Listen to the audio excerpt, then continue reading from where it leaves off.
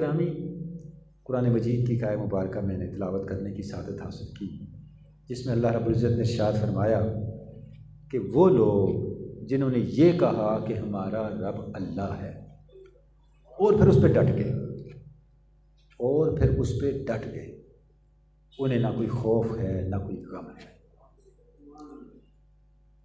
حضور اکرم صلی اللہ علیہ وسلم کی بارگاہ میں ایک صحابی تشریف لائے، مفہوم یہ ہے حدیث پاک کا، انہوں نے کہا یا رسول اللہ مجھے بتائیے ایسا عمل تھوڑا ہو، مختصر ہو اور میرے لیے کافی ہو۔ آپ نے فرمایا قل لا الہ الا اللہ ثم استقم، تو کہہ دے لا الہ الا اللہ اور پھر اس پہ جم جا۔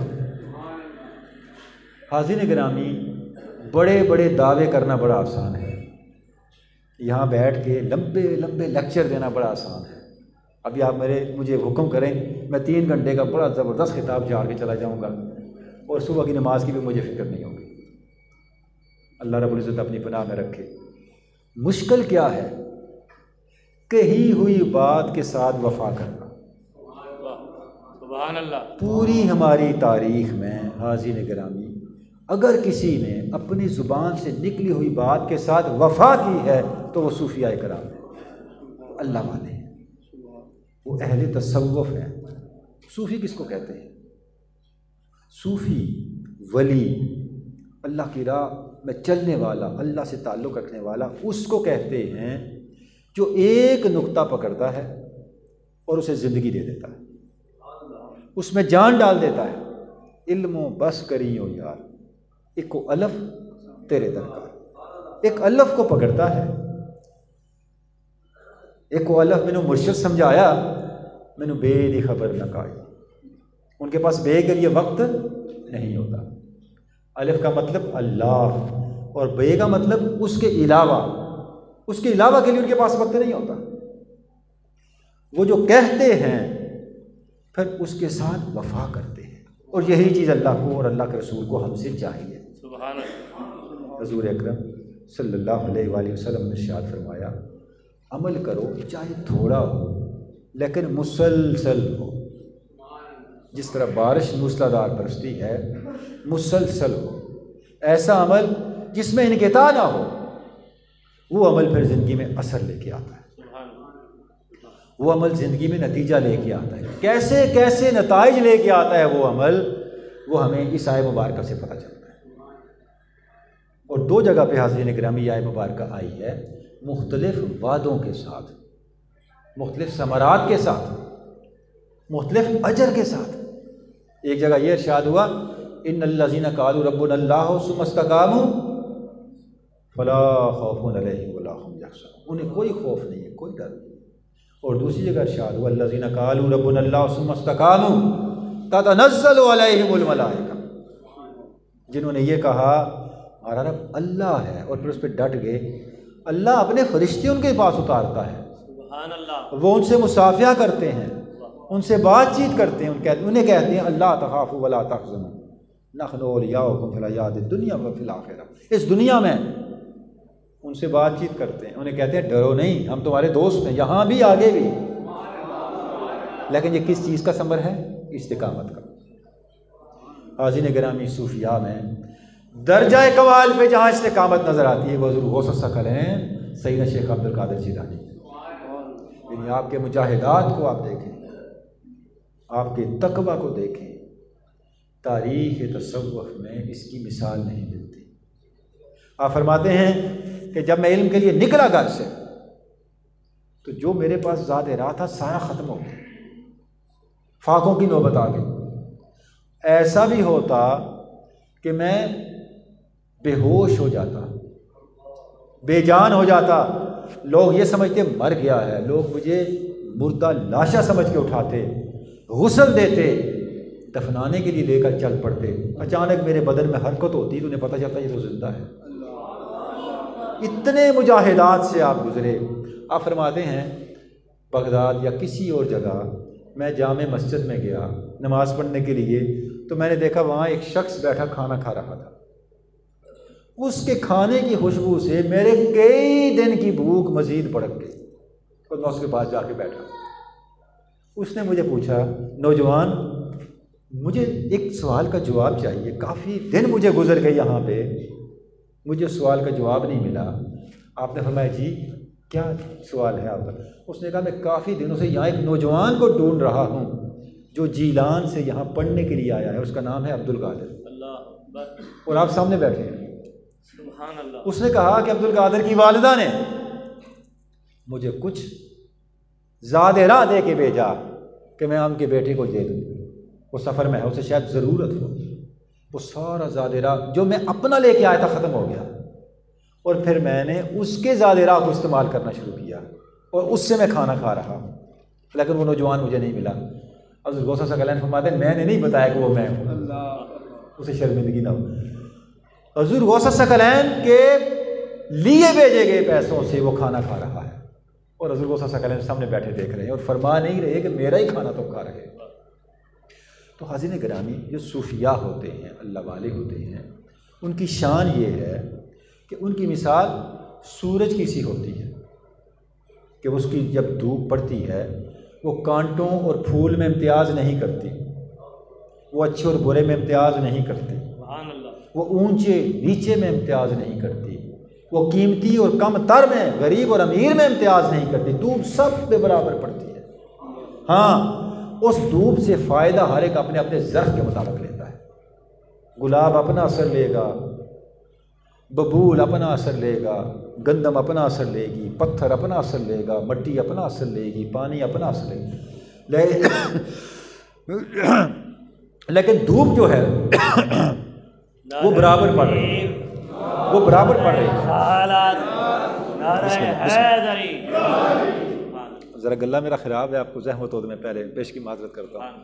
تو حاضرین گرامی، صوفی کی مثال، اولیاء کی مثال دھوپ کی سی ہوتی ہے، اولیاء اللہ کی مثال زمین کی سی ہوتی ہے۔ آپ اس پہ گندگی پھینکتے ہیں تو پھول بن کے نکلتے ہیں، وہ لوٹاتی نہیں گندگی آپ کو، آلودگی آپ کو لوٹاتی نہیں۔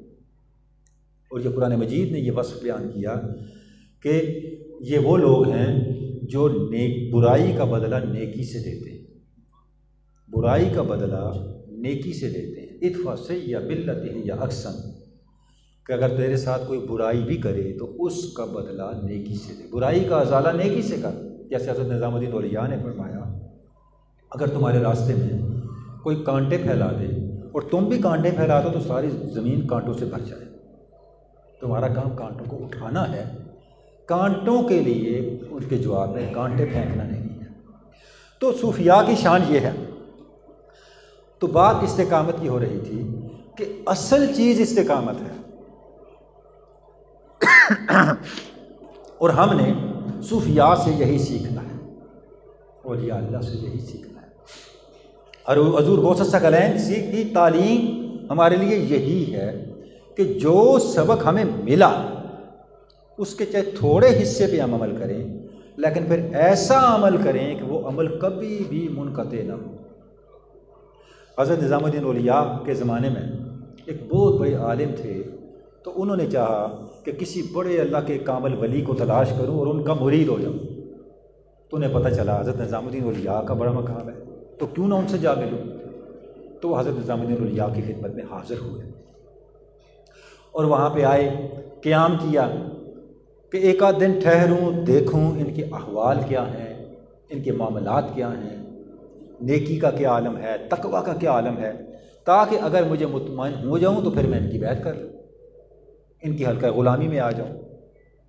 رات ہوئی، حضرت نظام الدین اولیاء نے ان کو پاس ٹھہرایا، تو وہ ساری رات وہ جو عالم دین تھے نوافل پڑھتے رہے، عبادت کرتے رہے، اور حضور نظام الدین اولیاء نے عشاء کی نماز پڑھی، اپنے اوراد کیے، نوافل پڑھے اور سو گئے۔ پھر تہجد کے وقت جا کے اٹھے، پھر نوافل پڑھے، پھر سو گئے۔ وہ عالم صاحب ساری رات ذکر اذکار میں لگے رہے۔ تہجد کے بعد جب وہ کہیں سوئے تو خواب میں کیا دیکھتے ہیں کہ ان کا جہاں پہ مصلی ہے، جہاں وہ عبادت کر رہے ہیں، وہاں پر ایک چھوٹا سا چراغ ٹمٹما رہا ہے جس کی تھوڑی سی روشنی ہے، اور جہاں نظام الدین اولیاء بیٹھے ہیں وہاں نور کا ایک ستون ہے جو یہاں سے لے کے آسمان تک بلند ہو رہا ہے۔ وہ بڑے حیران ہوئے، عبادت کر کر کے میں تھک گیا، اولیاء یہ بن گئے، میرا چراغ ٹمٹما رہا ہے اور ان کا جو ہے وہ کہاں سے کہاں تک پہنچا ہوا ہے۔ جب صبح ہوئی تو انہوں نے کہا، حضرت نظام الدین اولیاء کی خدمت میں عرض کیا، حضور باقی تو جو میرے معاملات رہ گئے ایک طرف، جس کام کے لیے آیا تھا، پہلے مجھے اس مسئلے کا حل بتائیں، اس سوال کا جواب دیں، یہ کیا ہوا؟ عبادات میں نے کی، ساری رات میں مصلی پہ کھڑا رہا، آپ نفل بھی پڑھتے رہے، سوتے بھی رہے، اوراد بھی کرتے رہے، آرام بھی کرتے رہے، تو یہ آپ کا جو نور ہے وہ اتنا پائیدار ہے، اتنا عرش رساں ہے کہ پوری دنیا اس سے روشن ہے، اور میرا چراغ ہے کہ بجھا چاہتا ہے، اس کا کیا سبب ہے؟ تو حضور نظام الدین اولیاء نے فرمایا، علامہ صاحب عبادت آپ کی بڑی اچھی ہے، لیکن دو باتیں مت بھولیں۔ ایک یہ کہ آپ کی عبادت اور آپ کے عمل میں تسلسل کتنا ہے، دوام کتنا ہے، استقامت کتنی ہے، یہ دیکھنا ہے۔ اور دوسری بات یہ کہ آپ کتنے اخلاص کے ساتھ عمل کر رہے ہیں، اس کے پیچھے اخلاص کی طاقت کتنی ہے۔ اخلاص جو ہے وہ تھوڑے عمل کو بھی بہت کر دیتا ہے، استقامت تھوڑے عمل میں بھی بہت جان ڈال دیتی ہے، اور بہت زیادہ عمل ہو، اس میں استقامت نہ ہو تو وہ عمل اپنا کوئی اثر نہیں رکھتا۔ آپ ایک گلاس پانی لیں اور یہاں رکھ دیں، ایک گلاس پانی، اس میں ایک پاؤنڈ پانی نہیں ہوگا، ایک سال بعد آئیں وہ گلاس پانی وہیں پڑا ہوگا، ممکن ہے خراب ہو جائے، لیکن وہ پانی وہیں ہوگا۔ ایک پوری بالٹی پانی کی لیں، اسے فرش پہ پھیلا دیں، 10 منٹ بعد خشک ہو جائے گا۔ ایک بالٹی پانی کی کئی گنا گلاس سے زیادہ ہے، آپ نے پھیلا دیا اس کو، کیا ہوا؟ وہ پھیل گیا، اس میں کوئی استقامت نہیں رہی، کوئی ارتکاز نہیں رہا، کوئی مرکزیت نہیں رہی، اس کا کوئی مستقبل نہیں، وہ ہوا کی نظر ہو گیا۔ برباد کا مطلب ہوا کی نظر ہو جانا، وہ برباد ہو گیا، ہوا کی نظر ہو گیا، ختم ہو گیا۔ اب آدھے گھنٹے بعد آئے، دیکھا فرش خشک پڑا ہے۔ حاضرین گرامی، یہ وہ بنیادی تعلیم ہے جو صوفیاء ہمیں دیتے ہیں کہ وہ جو کہتے ہیں پہلے کرتے ہیں، پھر کہتے ہیں، اور پھر جو کہتے ہیں اس کو پھر بھولتے نہیں، سبحان اللہ، اس پہ قائم رہتے ہیں اور اس کو زندگی بھر نبھاتے ہیں۔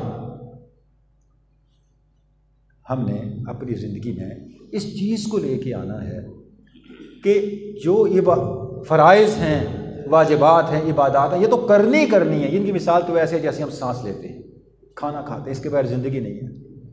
تو جو فرائض ہیں، نماز پنجگانہ ہے، روزہ ہے، حج ہے، زکوٰۃ ہے، جو بنیادی دین کے ضروریات ہیں، جن عوامل سے روکا گیا ہے، جو حرام اعمال ہیں ان سے رکنا ہے، جیسے بد نظری ہے، حرام خوری ہے، یہ جتنے معاملات ہیں ان سے بچنا، یہ تو لازمی ہے۔ یعنی اس کے بغیر تو مسلمانی کا تصور ہی کوئی نہیں نا۔ یعنی آپ کے پاس زمین ہی نہیں ہے تو اس پہ نہ مسجد بن سکتی ہے، نہ گھر بن سکتا ہے، نہ گرجا بن سکتا ہے، نہ مندر بن سکتا ہے۔ زمین ہوگی تو اوپر کچھ کھڑا ہوگا، یہ زمین ہے ہماری، یعنی جہاں پہ ہمارے فرائض ہیں، واجبات ہیں، بنیادی اوامر کی پابندی ہے۔ اوامر کا مطلب جن کا اللہ نے لازمی حکم دیا ہے، اور جن سے اللہ نے روکا ہے، جو حرام کے زمرے میں جو چیزیں آتی ہیں ان سے جو رکنا ہے، یہ ہماری زمین ہے۔ اگر زمین ہی نہیں ہے تو اس کے اوپر کوئی چیز کھڑی نہیں کی جا سکتی۔ سب سے پہلے تو زمین کو بہتر کرنا ہے۔ جب آپ نے زمین ہموار کر لی، اس کے بعد جو عمل شروع کرنا ہے اس عمل کو دوام کے ساتھ، استقامت کے ساتھ ہم نے کنٹینیو کرنا ہے۔ جب ہم اس عمل کو دوام اور استقامت کے ساتھ لے کے چلیں گے، اس کا نتیجہ کیا ہوگا؟ وہ عمل پھر زندگی میں اثر لے کے آئے گا۔ چاہے آپ 10 دفعہ ہی اللہ کہیں، لیکن اس میں 2 باتیں ہوں، اس کے اندر اخلاص ہو اور اس پر استقامت ہو۔ حضرت غوث ثقلین سیدنا شیخ عبد القادر جیلانی، آپ سے پوچھا گیا اسم اعظم کیا ہے؟ آپ نے فرمایا اسم اعظم اللہ ہے، بشرطے کہ جب تو اللہ کہے تو تیرے دل میں اللہ کے علاوہ اور کچھ نہ۔ سبحان اللہ، نعرہ تکبیر، نعرہ